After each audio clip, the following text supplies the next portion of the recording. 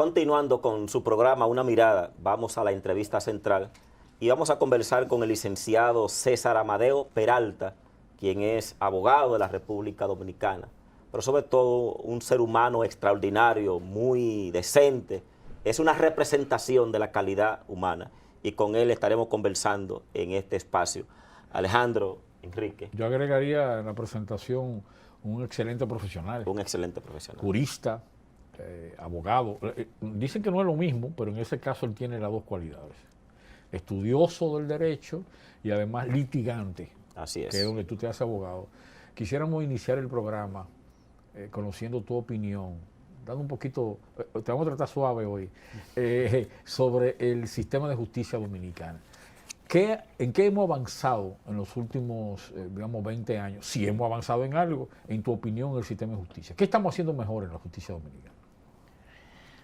Ciertamente en la justicia hay un cambio trascendental que ha venido a revolucionar un poco el tema de la justicia y tiene mucho que ver con la designación en principio de un ministerio público independiente. Eso será un hito que va a marcar un antes y un después en la justicia.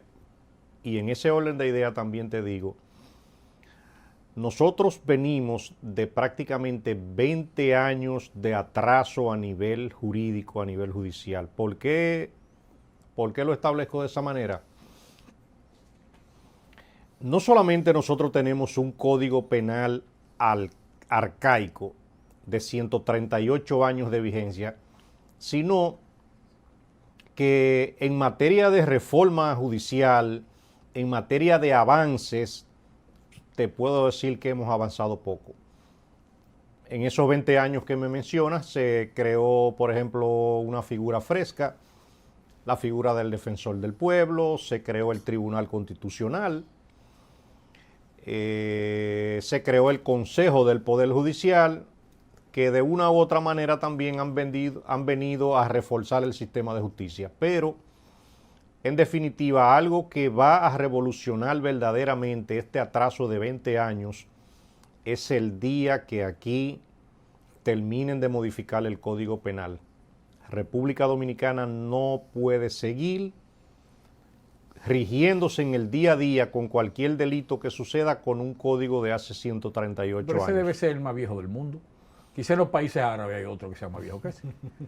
En América Latina yo lo dudo, ¿eh? Yo lo dudo. Inclusive, yo a veces les refresco la memoria a muchas personas. Nuestro código penal, nuestro código civil, nuestro código procesal civil es una traducción de los códigos napoleónicos de 1879. La traducción, pero los textos de Napoleón es de allá, del 1804, 1805, 1806. Tú dices la última versión adaptada y traducida al español en algunas áreas, pero es de allá atrás, es más que tiene 220 años para atrás. Para que el código napoleónico llega a Haití, de Haití entonces lo traducen al español. Correctamente. Entonces, No, Haití no traduce, nosotros. Hace 138 años los códigos napoleónicos fueron adaptados a la República Dominicana. Hay que hacer una pregunta a todos los amigos televidentes. ¿Dónde usted se encontraba hace 138 años? O sea, y ese código es el de hoy, el que yo tengo que abrir mañana para consultar cualquier tema legal. Entonces, todo ese tipo de situaciones se convierten en un atraso para el avance de la justicia, para la prevención, para la persecución de los crímenes y de los delitos, a tal punto que, por ejemplo, aquí se dan casos como uno que ustedes conocen, un crimen horrendo del Chaman Chacra, que asesinó como a 5 o a 6 personas de una familia.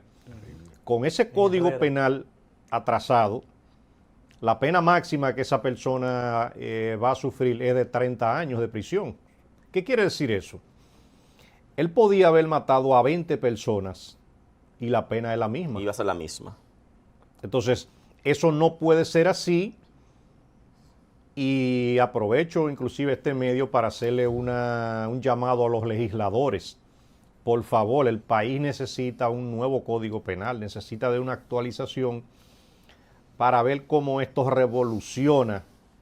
Ese tema, por ejemplo, del cúmulo de las penas, eso va a ser acogido por toda la población, y el cúmulo de las penas que traería el nuevo código se va a referir a que cuando, en un caso hipotético, un atracador comete el hecho, lo van a juzgar en el momento que lo procesen, le van a imponer una pena si andaba con un arma de fuego ilegal, le van a imponer una pena por el atraco, le van a imponer una pena si le causó una herida, por ejemplo, a la persona que atiende una banca, le van a imponer una pena si andaba en un motor robado, le van a imponer otra pena si andaban dos personas. Entonces, eso va a traer aumento de penas, pero es muy seguro que acabe un poco con esta delincuencia que hay. Un último ejemplo que te pongo para decirle que seguimos atrasados en materia de avance judicial. El tema más común que hay en el país es el tema de estafa. La pena máxima por estafa es de 2 años de prisión. No importa si una persona estafó a otro con 100 millones de pesos o lo estafó con 50 millones. En 2 años pagó. En 2 años pagó. Entonces, nosotros tenemos...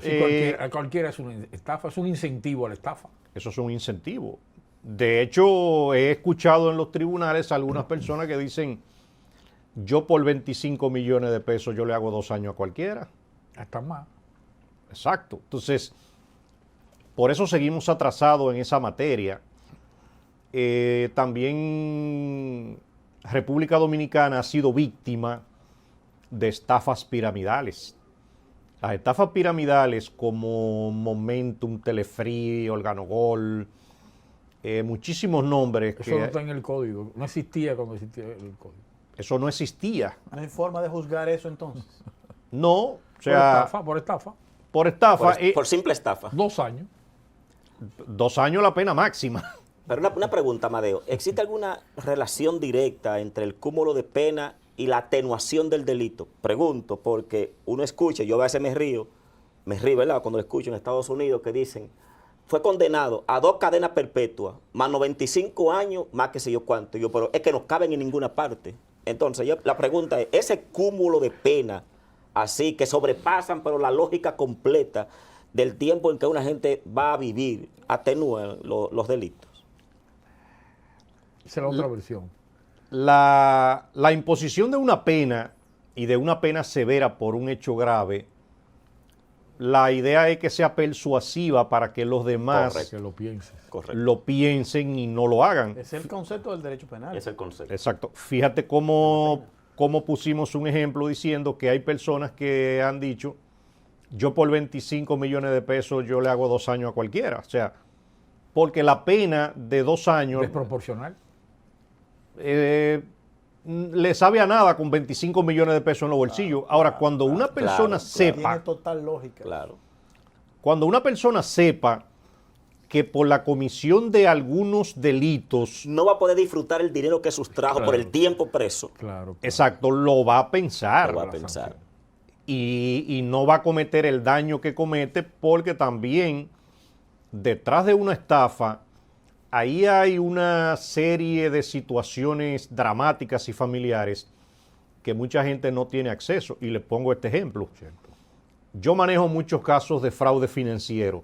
Estoy posiblemente como en 16 estafas bancarias. Wow. Pero yo te puedo decir, hay personas que pasaron su vida útil ahorrando dinero Perdieron. y, por ejemplo, confiaron en una institución bancaria, confiaron en una financiera, confiaron en un banco y de buenas a primera han perdido sus ahorros de toda su vida. Han perdido su salud porque la perdieron trabajando. Correcto. Y con lo que ellos creían que la iban a asegurar, también lo perdieron. Y ya sin tiempo para poderlo recuperar, trabajando, digamos, en el tiempo.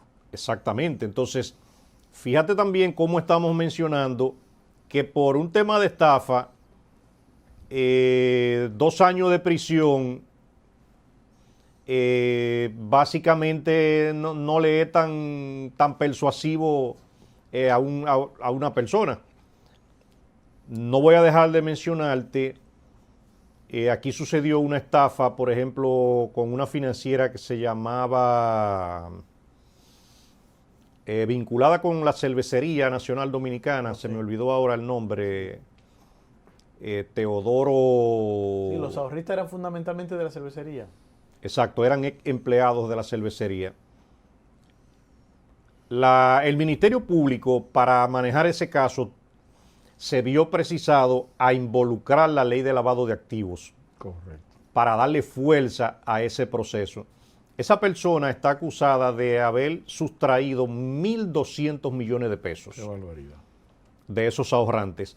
Pero esa persona permanecía siempre en silencio en las audiencias, no hablaba, no sabía dónde estaban los 1.200 millones de pesos. ¿Qué hicieron los jueces del cuarto tribunal colegiado? Que fue la primera sentencia por fraude financiero vinculada a la ley de lavado de activos. Le impusieron 20 años de prisión a ver si se recordaba dónde era que estaban los cuartos. A ver si ese tiempo le daba para meditar y recordarlo. Exacto. Y también para si, como se los robó, que no pueda disfrutarlo. Entonces, cuando a veces uno menciona un tema y el otro, pero vinculado al atraso también que hay en el avance al sistema de justicia, se ha avanzado en algunos aspectos, pero la modificación de los códigos... Un cuello de botella. Exacto. Es necesaria totalmente. El propio Código Civil... Doctor, antes de que usted salga del Código Penal, me gustaría saber su opinión. Las tres causales, piedra de la discordia del conocimiento del proyecto de nuevo Código Penal en el Congreso, fueron excluidas y fueron sacadas hacia una ley aparte independiente. Entonces, ¿a qué se debe, según su criterio, que continúe taponado en el Congreso el Código Penal? Yo he dicho de manera reiterada que las tres causales previstas en ese proyecto han sido la excusa para no aprobar ese código. Y lo he repetido de la siguiente manera. Acabamos de salir, por ejemplo, de una administración en donde se han destapado muchos casos de corrupción. Esos exfuncionarios que estaban cometiendo esos delitos sabían lo que le venía si en el año 2014 hubiesen aprobado el nuevo Código Penal. ¿Y por qué lo digo? Porque este Código Penal actual, por ejemplo... Así como no castiga la estafa, tampoco castiga la corrupción. Exacto, no castiga la corrupción. Por incoherencia. Pero la correlación de fuerzas ha cambiado. ¿Por qué no se aprueba ahora? Ok. Ahora mismo básicamente lo que hay es que ponerle voluntad. Y si la solución es sacar esas tres causales a una ley especial como existen, también que lo hagan. Usted me acaba de convencer. Exacto. Entonces, De la urgencia de aprobar eso. Yo no sé a los espectadores que no están viendo, pero eso es urgente. Usted me acaba de convencer totalmente. sí, inclusive yo te puedo hacer un rosario de delitos. Ejemplos prácticos. Que no están cubiertos. Que no están cubiertos. Ejemplos prácticos que nosotros ahorita no lo dicen con ese detalle que usted lo da y esa practicidad. Y te voy a poner otro ejemplo. Sigue, que este programa es suyo. En algunas ocasiones yo vi en La Vega, sometieron a una jovencita porque se autosecuestró. Y la fiscalía la apresó y la iban a someter a la justicia. Y yo me quedé pensando, pero someterla, ¿por qué? Si el Código Penal, y aquí no hay ninguna ley que castiga los autosecuestros.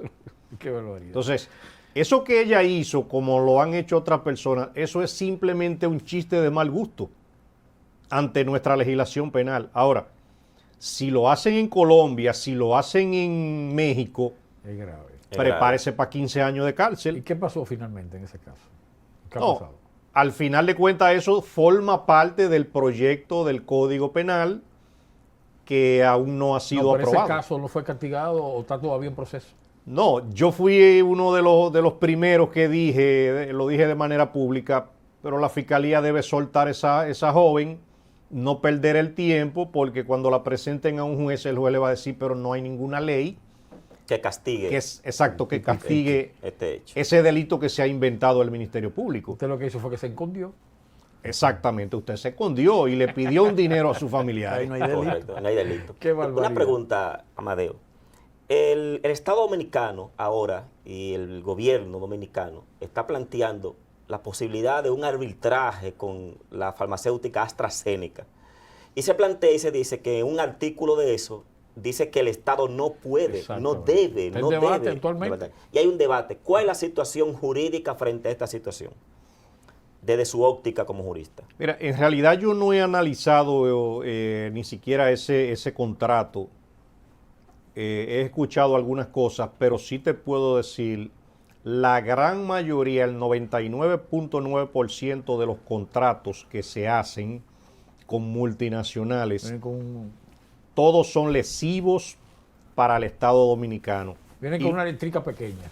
Exacto. Y los funcionarios que lo firman saben cuáles son las cláusulas abusivas y donde el Estado dominicano pierde porque pierde y no lo salva nadie.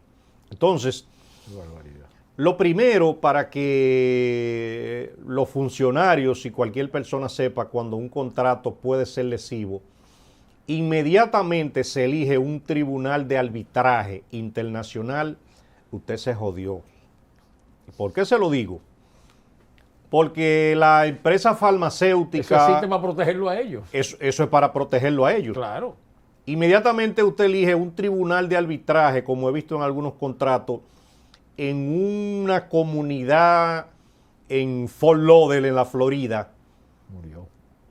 O sea, usted se murió porque... El que paga manda. Exacto, porque para usted defenderse aquí en la República Dominicana, usted eligió el domicilio allá en Fort Lauderdale. Correcto. Usted aceptó ese domicilio, usted va a tener que pagar abogados, usted va a tener que someterse a ese régimen al que posiblemente a usted no lo obligaron y usted lo sabía. Entonces, esos contratos también traen lo que le llaman cláusulas penales. Todas lesivas para el Estado Dominicano, pero no trae una sola cláusula penal para la otra empresa contratante. Y eso es una práctica vieja en la República Dominicana. Sobre todo en todos esos contratos que se hacían a través de la CDE. Todas esas plantas, todos tenían contratos lesivos y en todos prácticamente el Estado Dominicano a cualquier tribunal internacional que iba perdía. ¿Por qué? Porque los contratos son la regla entre las partes. Es la constitución entre tú y yo pactamos que iba a ser así. Entonces, allá en el Tribunal Internacional, yo no puedo negar lo que yo firmé. Correcto. Entonces, eso es lo que va a pasar con ese contrato. Ustedes tienen otro ejemplo práctico. El presidente de la República ordenó una revisión del contrato de la carretera de Samaná, llamado el peaje sombra. Correcto. Se prefirió negociar. Se prefirió negociar donde el Estado, no recuerdo el monto, Sí. pero creo que se comprometió a devolver 300 millones de dólares. Correctamente. Porque si se iba a un arbitraje, o sea, eso era perder. 410 millones de dólares. Era perder mucho más con un arbitraje. Sí. Exacto. A mí me gusta el estilo, porque es que yo lo entiendo. Perfectamente. Tú vas a ver cómo seguimos entendiendo. Sin ser técnico en derecho se entiende. No, se entiende ¿Cómo seguimos perfectamente. entendiendo? Mi conclusión de esta Sí. parte, Andrés. Correcto. No invente con oye, tribunales para- arbitraje internacional. Para que vea cómo seguimos No entendiendo. invente con eso. Amadeo, hay sobre la mesa ahora el tapete puesto, una resolución del Ministerio de Trabajo que quiere regular el trabajo doméstico. Ese Y es plantea algunas características, una cláusula. Esa es buena. ¿Cuál es la Y están aplicabilidad? diciendo que no está en el Código de Trabajo. Que no está en el Código de Que Trabajo. viola el Código de Trabajo. Exactamente. Lo estamos metiendo a derecho laboral y él es especialista en derecho penal. No, así tú que- sabes que Andrés Es que está didáctico, preguntando. es didáctico. El maestro es maestro. Enrique, Andrés que está preguntando. Andrés está actualizado lo de hoy. Esos son los didáctico. temas actuales. Él saca de abajo, no te preocupes. Él batea. Con esa resolución sobre la reglamentación del trabajo doméstico, yo soy de los que entienden que es necesario, pero también deben tener mucha cautela al momento de de establecer algunas disposiciones, aunque sea para un reglamento. ¿Por qué lo digo? El trabajo doméstico es muy diversificado. Sí, Hay empleadas domésticas, por ejemplo, que se van todos los días para su casa. correcto. Hay otras que se quedan y se van cada 15 días. Parece que el modelo está hecho como si salieran de la casa.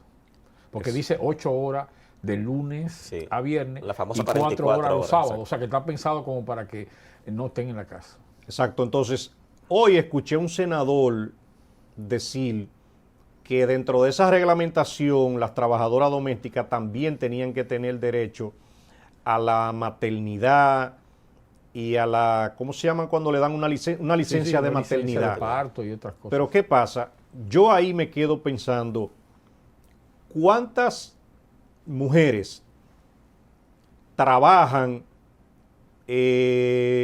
a lo mejor no tienen un sueldo muy lujoso, pero necesitan una empleada doméstica en su casa?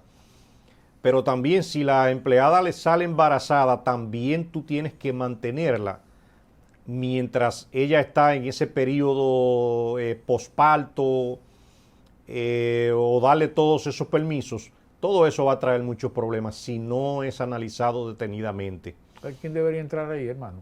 Sí, El Estado. El Exacto. Estado debería buscar compensaciones. exacto. Otro hecho entre los que se mencionan es cuando una persona tiene también una trabajadora doméstica, las que se quedan en la casa, usted tiene otro cargo adicional que nada más no es el sueldo. Sí, claro. Entonces, usted tiene una manutención que seguro que incluye desayuno, comida y cena, Mínimo.